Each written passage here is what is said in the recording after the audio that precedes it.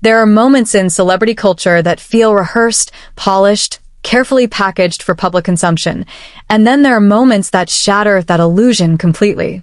What happened when Lee Min-ho stepped up to the podium at what was supposed to be a routine charity event was not polished. It wasn't calculated. It wasn't part of any promotional strategy. It was raw, unfiltered emotion from a man who had clearly been holding something heavy inside for far too long. And when he finally let it out, the room changed. The conversation changed. Maybe even the culture shifted a little. The event itself was meant to spotlight maternal health initiatives, an issue Lee Min-ho had supported for years. The guest list was modest: major donors, healthcare professionals, a handful of journalists. It was the kind of appearance he had made dozens of times before. He arrived dressed impeccably, composed as always, carrying his infant son close against his chest in a soft carrier. At first glance, he looked like a proud new father balancing work and family. But if you looked closely, there were signs of exhaustion etched beneath his eyes, a tightness in his expression that hinted at something deeper. His wife, Song Hye Kyo, was not there.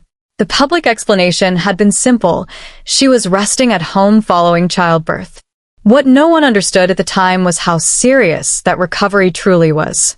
When Lee began speaking, he followed the expected script. He thanked donors. He praised healthcare workers. He talked about the importance of investing in mothers and babies. His voice was steady, professional. But then he glanced down at his sleeping son. He paused. And something shifted. There was a long silence, longer than anyone expected. His jaw clenched. His eyes welled up. When he looked back at the audience, his composure had cracked. What followed didn't feel like a speech. It felt like a confession. He said he needed to explain why this cause had become personal. Not professionally personal. Not abstractly meaningful. But deeply, painfully personal. His voice began to tremble as he spoke about what pregnancy and childbirth had actually cost the woman he loved. He said people romanticize motherhood, talk about glowing skin and beautiful milestones, but rarely acknowledge the fear, the physical toll, the life-threatening risks women endure. Then he said the words that stunned the entire room. His wife had nearly died giving birth to their son. The air seemed to disappear from the space. Until that moment, the public narrative had been simple: healthy mother, healthy baby, joyful family. The announcement had been carefully worded. The smiles in the photos had been genuine, but incomplete. Behind those smiles had been trauma. He described the labor as long and grueling. 18 hours of pain, he said, he could barely comprehend just by witnessing it. He talked about holding her hand while feeling utterly useless, repeating phrases like, "You're doing great," while silently panicking because he had no control over what was happening. He admitted he had always believed childbirth was dangerous in theory, but seeing it unfold in real time stripped away any illusion of safety. When their son was finally born, there was a brief moment of overwhelming joy. He described tears, laughter, relief. And then, in an instant, everything changed. The room that had been filled with celebration turned into chaos. Doctors moved quickly. Instructions were shouted. The joy on faces shifted to alarm. There was blood, far more than there should have been. He said he watched the color drain from his wife's face. He saw fear in the eyes of experienced medical professionals. He was handed his newborn son and guided away while emergency procedures began. In what should have been the happiest moment of his life, he was convinced he might be losing his partner. She required emergency surgery. She needed blood transfusions. She spent days in intensive care. For a week, she was too weak to properly hold her own child. He said that during that time, he was sending out public messages assuring everyone that mother and baby were healthy and recovering, while privately wondering if there would be lasting complications, or worse. His voice broke as he admitted he felt guilt. Irrational, maybe, but real. He said he couldn't shake the thought that she was suffering because of something they had created together, that he got to stand there physically intact while she risked her life. He said becoming a father had filled him with joy, but it had also forced him to confront a painful truth about how unequal the physical burden of parenthood truly is. Recovery, he explained, didn't magically begin once the crisis passed. In many ways, that was when the harder part started. She was dealing with severe anemia from blood loss.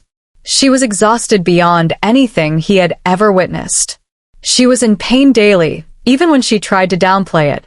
And despite all of that, she insisted on breastfeeding, waking multiple times a night, putting their son's needs ahead of her own healing. He said that in public, she smiled. She reassured visitors.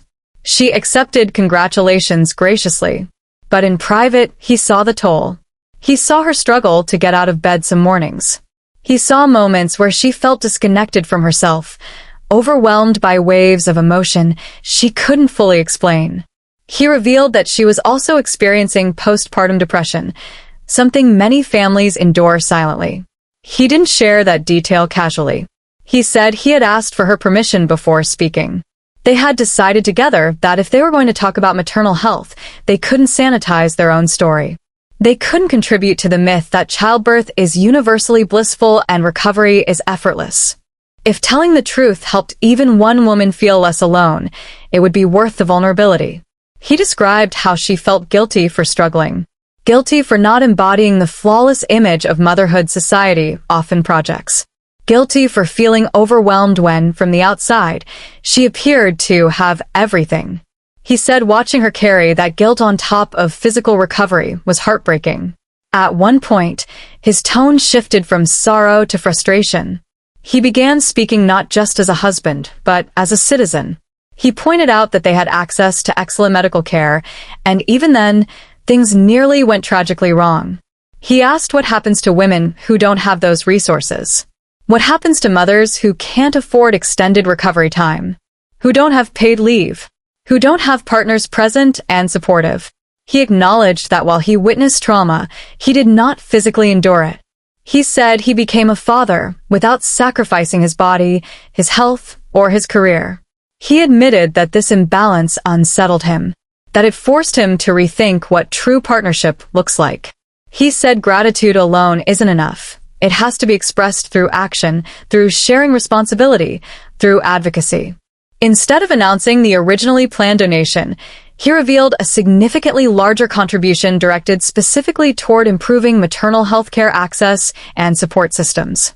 He said he was making the donation in his wife's name, not as a symbolic gesture, but as recognition of what she survived. The room remained silent through much of his speech, broken only by quiet sniffles and shifting seats. When he finished, there was a pause before a spontaneous standing ovation rose. Healthcare professionals later said it was rare to hear a man articulate the realities of childbirth trauma so openly.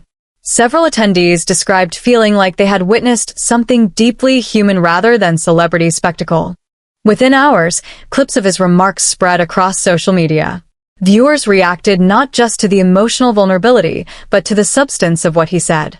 Women shared their own stories of complicated births, emergency surgeries, postpartum depression. Men admitted they had never fully understood what their partners went through. The conversation expanded beyond entertainment headlines into discussions about policy, support systems, and cultural expectations. Later that day, Song Hye Kyo released her own statement. She confirmed that she was healing physically and emotionally. She spoke candidly about postpartum depression, about therapy, about learning that asking for help is strength, not weakness. She said watching her husband break down publicly made her realize he had been carrying fear and guilt silently as well. Trauma, she explained, doesn't belong to one person in a partnership. It echoes through both. She emphasized that she had agreed to share their story because she was tired of the polished version of motherhood often presented in public life. She wanted women to know that struggling does not mean failing, that needing medication or counseling does not diminish love for a child. That survival itself is sometimes an extraordinary achievement. Their story quickly became part of a larger conversation about maternal mortality rates, postpartum care gaps, and mental health stigma. Advocacy groups referenced the speech in renewed calls for better funding and expanded leave policies. The moment that began as one man's emotional unraveling turned into a catalyst for dialogue. But beyond the social impact, there was something more intimate at the heart of it all, a husband publicly acknowledging that he sees his wife, not just as a celebrity, not just as a mother, but as a human being who endured something life-altering. In a culture that often prizes stoicism, especially among men, his willingness to cry openly challenged expectations. It suggested that strength is not the absence of tears, but the courage to confront uncomfortable truths. He later answered questions from journalists, clarifying that any future decisions about expanding their family would be entirely hers. He said her body, her health, and her safety come first. It was a simple statement, but one that resonated deeply in a world where women's reproductive experiences are often politicized or minimized. As the weeks unfolded, the viral wave eventually slowed, as all news cycles do. But the imprint of that moment lingered. Not because it was dramatic, not because it was sensational, but because it was honest. In the end, what people responded to wasn't just a celebrity sharing private pain. It was the recognition of something universal. Birth can be miraculous. It can also be terrifying. Recovery can be joyful. It can also be isolating. Love can be overwhelming in both beautiful and painful ways. Lee Miho didn't present himself as a hero that day. He presented himself as a witness, someone who saw up close what his partner endured and refused to let it be minimized. And in doing so, he invited millions of others to look more closely at the invisible labor, the quiet resilience, and the complicated realities behind one of life's most profound milestones. If there's one reason that moment continues to resonate, it's because it reframed strength, not as silence, not as perfection, but as vulnerability paired with accountability. A man acknowledging he benefited from a system that demands more from women. A woman choosing transparency over stigma. Two people navigating trauma together rather than pretending it never happened. For many viewers, it wasn't just about them. It was about mothers who nearly died without headlines. About partners who never fully processed what they witnessed. About families who struggled quietly. Their story became a mirror, reflecting truths people often keep hidden.